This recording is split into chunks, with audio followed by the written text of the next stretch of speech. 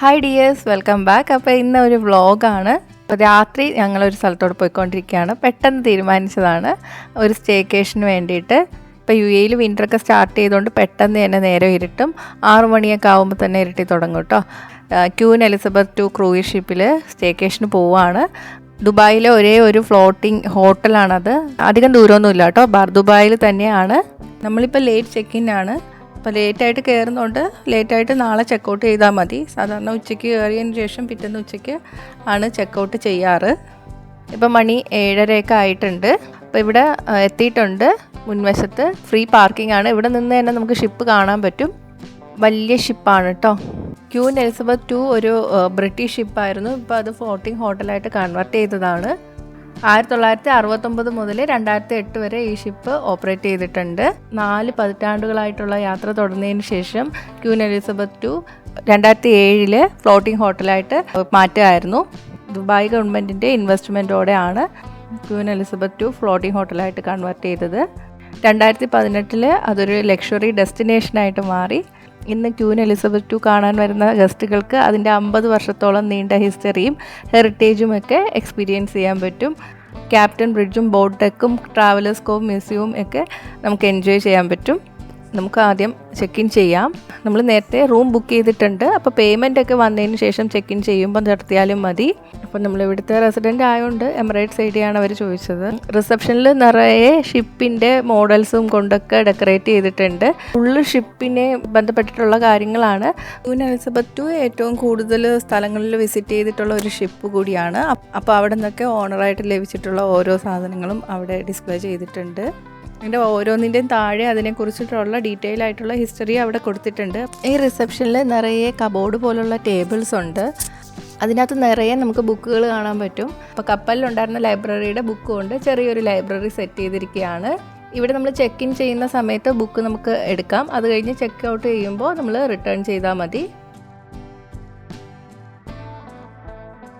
Check in ചെയ്യുന്ന സമയം കൊണ്ട് നമ്മളിവിടെയൊക്കെ നടന്ന് ഫോട്ടോ ഒക്കെ എടുത്തു. താത്തുട്ടി ഓരോന്ന് വായിച്ചൊക്കെ നോക്കുന്നുണ്ട്. ചെക്ക് ഇൻ ചെയ്ത് കഴിഞ്ഞു. ഇനി നമ്മൾ റൂമിലോട്ട് പോവുകയാണ്. റിസപ്ഷൻ ഒരു ബിൽഡിങ്ങിനകത്താണ്. അതിന് പുറത്തിറങ്ങിയിട്ട് വേണം ഇനി നമ്മൾ ഷിപ്പിലോട്ട് കയറാൻ. അപ്പോൾ പുറത്തിറങ്ങുമ്പോൾ തന്നെ നമുക്ക് ഷിപ്പ് കാണാൻ പറ്റും. ഇപ്പോൾ ഇരുട്ടായതുകൊണ്ട് എത്രത്തോളം കാണാൻ പറ്റുന്നതെന്ന് അറിയില്ല.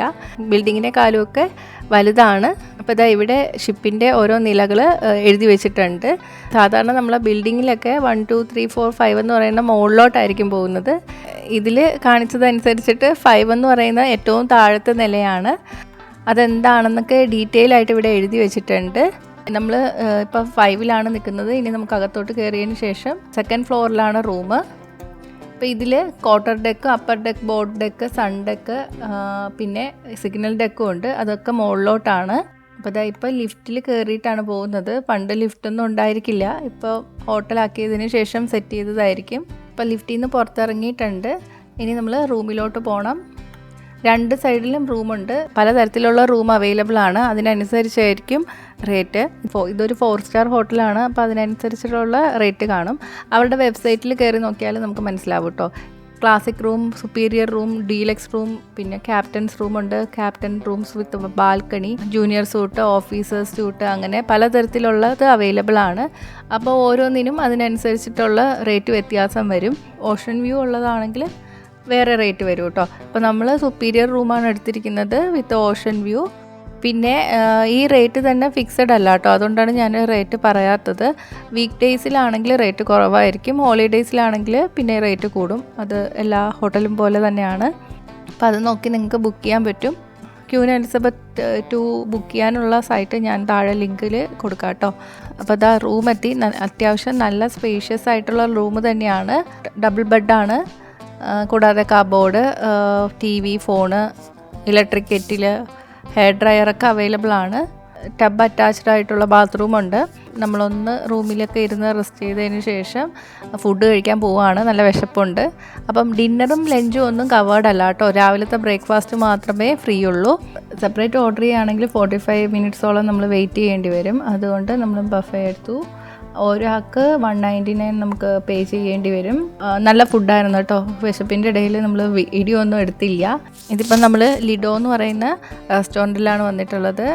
ഈ ഷിപ്പിനകത്ത് 3 റെസ്റ്റോറൻ്റ് ഉണ്ട്. Queens Grill, Lido, the Golden Lion. അപ്പോൾ ഒന്ന് ഗോൾഡൻ ലയൺ ബാർ അറ്റാച്ച്ഡ് ആണ്, അതൊരു പബ്ബ് പോലെയാണ്, സ്പോർട്സ് ബാർ പോലെ.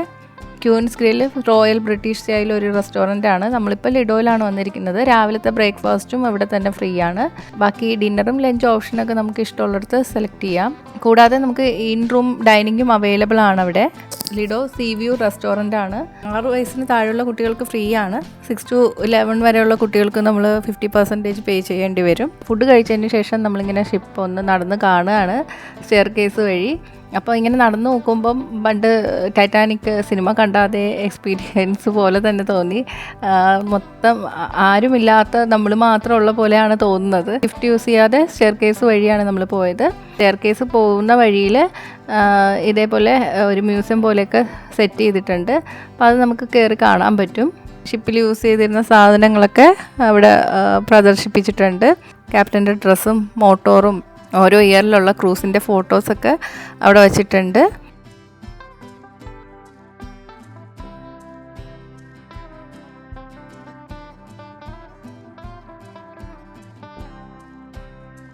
ഇത് ക്യൂൻ എലിസബത്തിൻ്റെ സിംഹാസനമാണ്. പിന്നെ ഈ ഷിപ്പിനെ കുറിച്ചിട്ട് വന്നിട്ടുള്ള ബുക്കൊക്കെ അവിടെ വച്ചിട്ടുണ്ട്. ഷിപ്പിൽ ഉപയോഗിച്ചിരുന്ന പാത്രങ്ങൾ വെച്ചിട്ടുണ്ട്. പിന്നെ അവിടെ നടന്ന ഒരു വെഡ്ഡിങ്ങിൻ്റെ കാർഡൊക്കെ വെച്ചിട്ടുണ്ട്. ഷിപ്പിലുണ്ടായിരുന്നിട്ടുള്ള ക്ലോക്ക്, ക്രൂ മെമ്പേഴ്സിൻ്റെ യൂണിഫോമൊക്കെ അവിടെ വെച്ചിട്ടുണ്ട്. പിന്നെ കൂടാതെ ഓരോ ഇയറിലെ ക്രൂസിൻ്റെ ഫോട്ടോസും അവിടെ വെച്ചിട്ടുണ്ട്. അവരുപയോഗിച്ചിരുന്ന പെന്ന്, ഷിപ്പിനെ കുറിച്ചിട്ട് ന്യൂസ് പേപ്പറിൽ വന്ന ആർട്ടിക്കിൾസൊക്കെ അവിടെ വച്ചിട്ടുണ്ട്.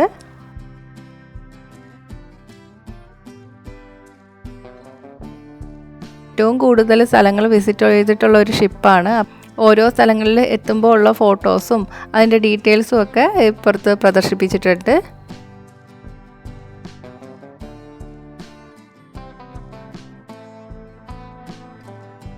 കാസിനോ ആണ് കാണുന്നത്. അതിനുശേഷം നമ്മൾ സെൻറ്റർ പൊസിഷനിൽ വന്നിട്ടുണ്ട്. ക്യൂൻ എലിസബത്ത് ടൂയിൽ ഹെറിറ്റേജ് ടൂർ അവൈലബിൾ ആണ്. ഗൈഡ് നമുക്ക് ഇതിൻ്റെ ഡിസൈനും ഹെറിറ്റേജും എൻജിനീയറിങ്ങിനെ കുറിച്ചിട്ടുള്ള ഹിസ്റ്ററിയൊക്കെ എക്സ്പ്ലെയിൻ ചെയ്തു തരും. പിന്നെ എങ്ങനെയാണ് ക്യൂൻ എലിസബത്ത് സ്റ്റാർട്ടിങ് മുതൽ ദുബായിലെത്തിയ വരെയുള്ള ഡീറ്റെയിൽസൊക്കെ എക്സ്പ്ലെയിൻ ചെയ്യും. ഷിപ്പിൻ്റെ തന്നെ കീ ഫീച്ചേഴ്സ് കാണിക്കും. ബോട്ട് ഡെക്കും ക്യാപ്റ്റൻസ് ബ്രിഡ്ജിലൊക്കെ പോയിട്ട് ഫോട്ടോസൊക്കെ എടുക്കാൻ പറ്റും. ഈ ഒരു ടൂർ സെലക്ട് ചെയ്യുകയാണെങ്കിൽ അതിന് സെപ്പറേറ്റ് നമ്മൾ പേ ചെയ്യേണ്ടി വരും. അപ്പോൾ കുറേ നടന്നതിന് ശേഷം നമ്മൾ റൂമിൽ വന്നിട്ടുണ്ട്. ബേബി കോട്ട് അവർ എക്സ്ട്രാ തന്നു.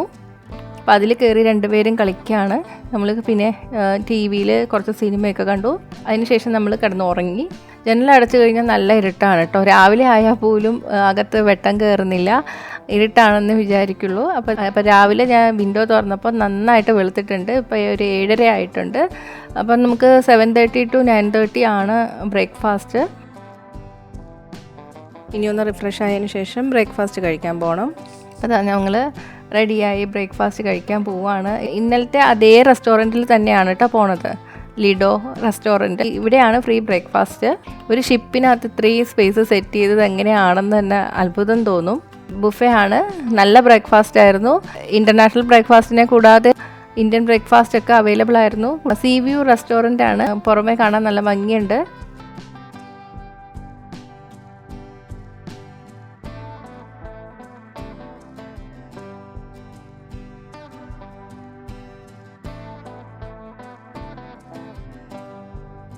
അപ്പോൾ അതിനുശേഷം നമ്മൾ പുറത്തോട്ട് ഇറങ്ങി. ഇപ്പോൾ കുറച്ച് വെയിലൊക്കെ തുടങ്ങിയിട്ടുണ്ട്. വെയിലില്ലാത്ത സമയത്താണെങ്കിൽ കുറേ നേരം നമുക്ക് ഇവിടെ നിന്ന് ഫോട്ടോസും ഒക്കെ എടുക്കാം. അതിനുശേഷം നമ്മൾ ബോട്ട് ഡെക്കിലോട്ട് കയറുകയാണ്. ഏറ്റവും മുകളിലാണ് സിഗ്നൽ ഡെക്ക്. അവിടെ മെയിൻ്റെനൻസ് വർക്ക് നടക്കുകയാണ്. അവിടെ ആക്സസ് ചെയ്യാൻ പറ്റില്ല.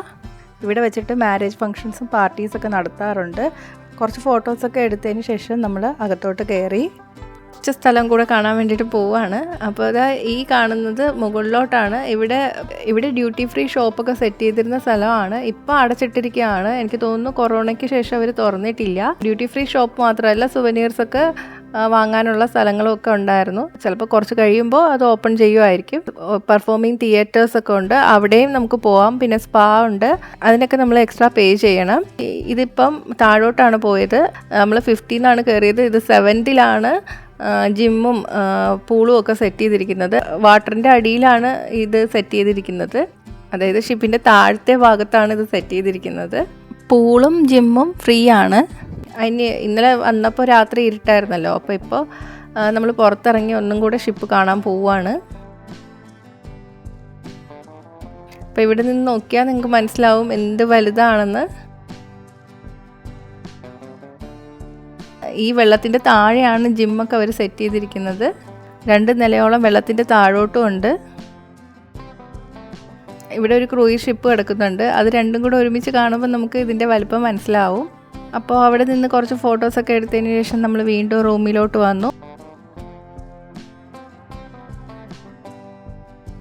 ഇപ്പോൾ ഏകദേശം സമയം 3 മണി ആയിട്ടുണ്ട്. അപ്പോൾ നമ്മൾ ചെക്കൗട്ട് ചെയ്യാൻ പോവുകയാണ്.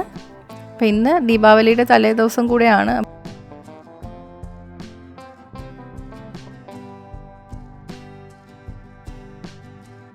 അപ്പോൾ ഞങ്ങൾ പുറത്തോട്ട് ഇറങ്ങി. ഇവിടെ കാണാൻ പറ്റും നമുക്ക് വെള്ളം. അപ്പോൾ ചെക്കൗട്ട് ചെയ്യാണ്. ഇന്നലെ റിസപ്ഷൻ്റെ റൈറ്റ് സൈഡിൽ പോയിട്ട് കുറച്ച് ഫോട്ടോസൊക്കെ എടുത്തിരുന്നു. പക്ഷേ ലെഫ്റ്റ് സൈഡിലുള്ളതൊന്നും കണ്ടില്ല. അപ്പോൾ ലെഫ്റ്റ് സൈഡിലോട്ടൊന്ന് പോയി നോക്കുകയാണ്. അപ്പോൾ ഇവിടെയും നിന്ന് നമുക്ക് ഫോട്ടോസ് എടുക്കാനുള്ള സംഭവങ്ങളൊക്കെ അവർ സെറ്റ് ചെയ്തിട്ടുണ്ട്. ഷിപ്പിൻ്റെ വലിയ ഫ്രണ്ട് വ്യൂ വെച്ചിട്ടുണ്ട്. ഷിപ്പിൻ്റെ മോഡൽസും പിന്നെ അതായത് ഷിപ്പിൻ്റെ ക്രോസ് സെക്ഷനാണ്. ഇത് എലിസബത്ത് II ക്രൂയിസ് ഷിപ്പിൻ്റെ ക്രോസ് സെക്ഷനാണ്. അപ്പോൾ ഇത് കാണുമ്പോൾ മനസ്സിലാവും എന്തുമാത്രം വലുതാണെന്ന്, എത്ര റൂംസ് ഉണ്ടെന്നൊക്കെ. അപ്പോൾ ഇതെല്ലാം കണ്ടതിന് ശേഷം ഞങ്ങൾ പുറത്തിറങ്ങിയിട്ടുണ്ട്. ഷിപ്പിൻ്റെ അകം എക്സ്പീരിയൻസ് ചെയ്യാൻ പറ്റി. നല്ല ഫുഡായിരുന്നു. അപ്പോൾ കുട്ടികൾക്കൊക്കെ വലിയ ഇഷ്ടമായി. ഇപ്പോൾ ദുബായിൽ ടൂറിസ്റ്റായിട്ട് വരുന്നവരാണെങ്കിലും ഷിപ്പിനകത്ത് കയറിയിട്ടില്ലാത്തവരാണെങ്കിൽ ഈ ഒരു ഹോട്ടൽ സെലക്ട് ചെയ്തിരിക്കുന്നത് നന്നായിരിക്കും. നല്ല സർവീസാണ്. പിന്നെ ഇവിടുന്ന് ദുബായിയുടെ വേറെ സ്ഥലങ്ങളിലോട്ട് ആക്സസ് ചെയ്യാനും ഇവിടുന്ന് തന്നെ ബസ്സുണ്ട്. അപ്പോൾ അടുത്ത വിശേഷവുമായി കാണാം. ബൈ.